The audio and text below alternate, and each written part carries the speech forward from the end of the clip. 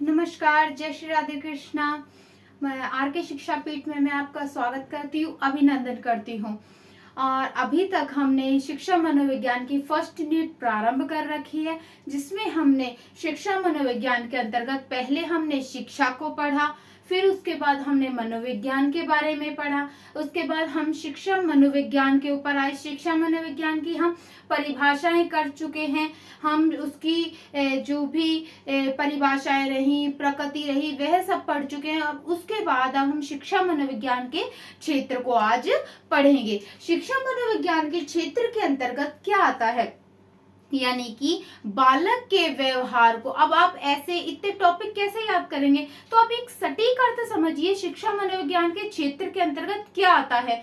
क्या आता है? बालक के व्यवहार को प्रभावित करने वाले प्रत्येक कारक का अध्ययन शिक्षा मनोविज्ञान के क्षेत्र के अंतर्गत होता है। अब आप हर कारक को याद करेंगे तो ऐसा आप कहां तक याद करेंगे? आप बस माइंड में एक कॉन्सेप्ट क्लियर करिए कि शिक्षा मनोविज्ञान का क्षेत्र क्या है। बालक के व्यवहार का अध्ययन करने वाले प्रत्येक कारक का अध्ययन इसके अंतर्गत किया जाता है। फिर बालक का व्यवहार, जो भी चीज बालक के व्यवहार को प्रभावित करती है, वह प्रत्येक चीज का अध्ययन हम किसके अंतर्गत करेंगे? शिक्षा मनोविज्ञान के क्षेत्र के अंतर्गत। फिर चाहे बालक का वंशानुक्रम हो, बालक का विकास हो, अधिगम हो, समायोजन हो, उसकी रुचि हो, ध्यान हो, व्यक्तित्व हो, व्यक्तिगत विभिन्नता हो, यानी कि हम सार में कहें तो शिक्षा मनोविज्ञान के क्षेत्र के अंतर्गत आपका जो सिलेबस है वो सब कुछ इसके अंतर्गत आ जाता है। जो आपके सिलेबस में दे रखा है वो सब कुछ शिक्षा मनोविज्ञान के क्षेत्र के अंतर्गत है, क्योंकि आपके जो क्वेश्चन पूछेंगे आपके सिलेबस के अंदर से पूछेंगे। तो जब भी पूछे तो आप उस सिलेबस को याद रखिएगा, तो समझिए वो शिक्षा मनोविज्ञान का क्षेत्र है। यानी कि बालक के व्यवहार को प्रभावित करने वाले प्रत्येक कारक का अध्ययन हम शिक्षा मनोविज्ञान के क्षेत्र के अंतर्गत करेंगे। यह इसकी एक सटीक अर्थ रहा शिक्षा मनोविज्ञान के क्षेत्र का। किंतु हमसे कोई कहे कि आप एक एक टॉपिक बताइए, मेन तो मैं ये है बात, जो मेन मीन की बात है वो ये है कि व्यक्ति का व्यवहार को प्रभावित करने वाला प्रत्येक कारक। पर अब एक एक कारक को मैं आपको लिखवा देती हूँ। एक क्रो एंड क्रो की परिभाषा है, शिक्षा मनोविज्ञान की विषय सामग्री का संबंध सीखने को प्रभावित करने वाली दशाओं से है। सीखने को इन्होंने एक व्यवस्थित रूप में कही। अर्थ वही निकल रहा है कि शिक्षा मनोविज्ञान की विषय सामग्री क्या है? जो उसके सीखने को प्रभावित करे, जो बालक के व्यवहार को प्रभावित करे, वह सभी सामग्री किसके अंतर्गत आएगी? शिक्षा मनोविज्ञान के क्षेत्र के अंतर्गत आएगी। अब शिक्षा मनोविज्ञान के क्षेत्र के अंतर्गत वैसे आप पूरा याद रखें तो जो भी प्रभावित करेगा वो सब कुछ इसके क्षेत्र के अंतर्गत आएगा।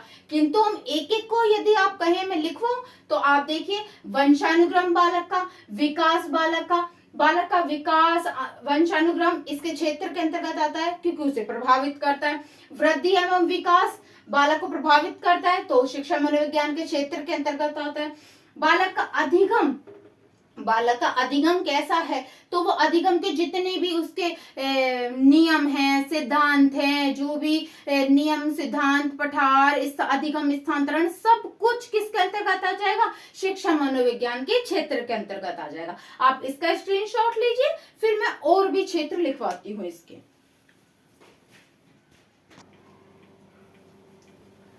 देखिए, इसके क्षेत्र के अंतर्गत अब हम जैसे जितना भी हमारा अभी तक शिक्षा मनोविज्ञान के अंतर्गत हम बालक के विषय में जो अध्ययन करते हैं वह सारे टॉपिक इसके अंतर्गत आप लिख सकते हैं। बुद्धि का अध्ययन, बालक की बुद्धि का अध्ययन किया जाता है। बालक की अभिप्रेरणा का अध्ययन शिक्षा मनोविज्ञान के क्षेत्र के अंतर्गत आता है। बालक के व्यक्तित्व का अध्ययन शिक्षा मनोविज्ञान के क्षेत्र के अंतर्गत आता है। उसकी रुचियां, उसकी मूल प्रवृत्तियां, मानसिक स्वास्थ्य, समायोजन का अध्ययन, बालक की रुचि, मूल प्रवृत्तियां, सभी का अध्ययन इसके अंतर्गत किया जाता है। अभी और भी क्षेत्र है, मैं आपको और लिखाती हूँ, आप इसका स्क्रीनशॉट लो। देखिए, क्षेत्र के अंतर्गत और क्या क्या चीजें आती हैं? असामान्य बालक का अध्ययन, असामान्य बालक के व्यवहार का अध्ययन किया जाता है। बालक मापन मूल्यांकन का कार्य शिक्षा मनोविज्ञान के अंतर्गत किया जाता है।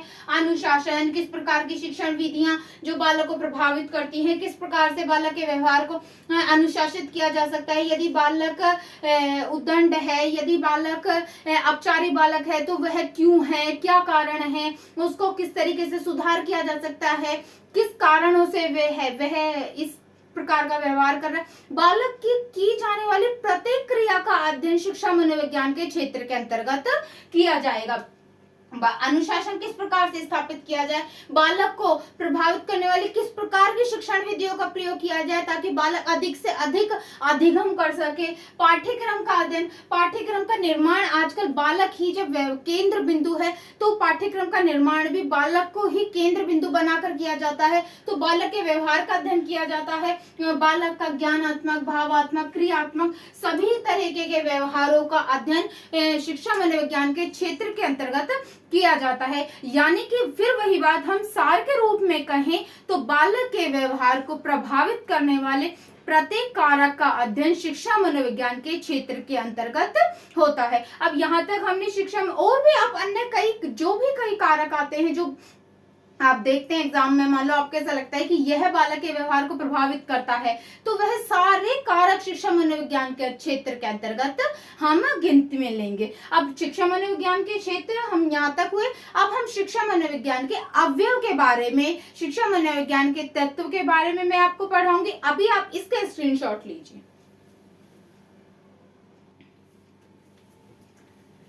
देखिए, अभी हमने शिक्षा मनोविज्ञान के क्षेत्र पढ़े। शिक्षा मनोविज्ञान के क्षेत्र के अंतर्गत बालक के व्यवहार को प्रभावित करने वाले प्रत्येक कारक का अध्ययन शिक्षा मनोविज्ञान के क्षेत्र के अंतर्गत किया जाता है। उसके बाद हम शिक्षा मनोविज्ञान के अवयव या तत्व पढ़ेंगे। अभी तक के आरपीएससी के एग्जामों में यह तीन तत्व यह वेरी मोस्ट, यहाँ से कम 7 से 8 बार क्वेश्चन पूछे जा चुके हैं। वैसे अब हम शिक्षा मनोविज्ञान के अवयव देखें। शिक्षा मनोविज्ञान के अवयव तत्व कहें तो 6 होते हैं।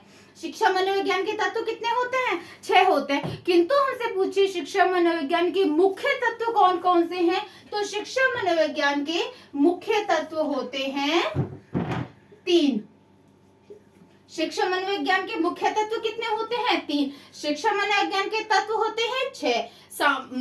कोई हमसे पूछिए शिक्षा मनोविज्ञान के मुख्य तत्व कौन कौन से हैं? 3 होते हैं। अधिगम कर्ता, अधिगम प्रक्रिया, अधिगम स्थिति। अधिगम कर्ता का अर्थ क्या है? अधिगम जो करता है यानी कि बालक। तो इसके अंतर्गत हम बालक के समस्त व्यवहार, बालक का शारीरिक, मानसिक, संवेगात्मक, उसकी रुचि, मूल प्रवृत्ति, उसके बालक की जो भी है उन सब का अध्ययन, उसके व्यक्तित्व का, व्यक्तिगत विभिन्नता, रुचि, आवश्यकता, सभी का अध्ययन हम अधिगम कर्ता के अंतर्गत करते हैं। अधिगम प्रक्रिया का तात्पर्य है वह सभी मानसिक प्रक्रियाओं का अध्ययन अधिगम प्रक्रिया के अंतर्गत होता है। हमारी जैसे स्मृति है, हम कोई भी समस्या को देखते हैं उसके स्मृति, ध्यान, चिंतन, ध्यान, ये मैंने नहीं लिखा, ध्यान, चिंतन,